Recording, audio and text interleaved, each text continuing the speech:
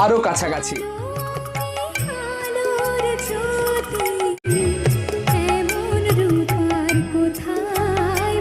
শিয়ালদা স্টেশনের একেবারে কাছে পায়ে হাঁটা পথেই আপনারা খুব সহজেই পৌঁছে যাবেন এবার থেকে শ্যামসুন্দরী মায়ের মাতৃমন্দিরে।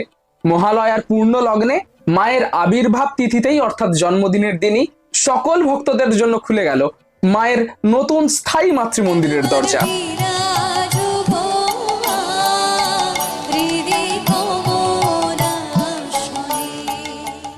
কিভাবে খুব সহজেই পৌঁছাবেন নতুন এই মাতৃমন্দিরে, এক্সাক্ট লোকেশন কি কি নৈবেদ্য নিয়ে আসবেন যা মায়ের অত্যন্ত পছন্দের, সবকিছু জানাচ্ছি আজকের পর্বে বিস্তারিতভাবে।